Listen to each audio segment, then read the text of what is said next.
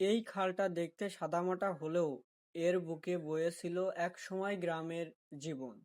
আমি এসেছি মাগুরা জেলার মোহাম্মদপুরের কানোটিয়া গ্রামে, খুঁজতে একটি হারিয়ে যাওয়া খালের ইতিহাস। চলুন ঘুরে দেখি এই গ্রামের পথে মানুষের মুখে মুখে থাকা সেই পুরনো গল্প। আমরা আজ যেখানে দাঁড়িয়ে আছি, এটা মাগুরা জেলার মোহাম্মদপুর উপজেলার কানোটিয়া গ্রাম।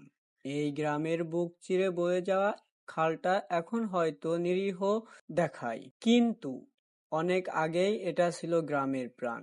স্থায়ী প্রবীণদের মতে এই খালটি দিয়ে এক সময় নৌকায় করে ধান, গাছের গুঁড়ি এমনকি বাজারের পণ্য পরিবহন হতো। বর্ষার সময় এই খাল ছিল নদীর মতো, আর শুকনো মৌসুমে শিশুদের খেলার মাঠ। কেউ বলেন এই খাল ব্রিটিশ আমলে খনন করা হয়েছিল সেচের জন্য। আবার কেউ বলে কোনো জমিদারের আদেশে খনন হয়েছিল খরার সময় পানির অভাব মেটাতে। কিন্তু আজ আধুনিকতার ছোঁয়ায় আমরা পানির প্রবাহ কমে যাওয়ায় এই খাল প্রায় হারিয়ে যেতে বসেছে।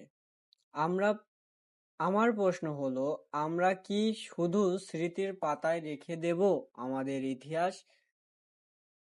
ভিডিও ভালো লাগলে একটা লাইক দিও, আর এমন আরো হারিয়ে যাওয়া গল্প পেতে সাবস্ক্রাইব করে পাশে থাকো।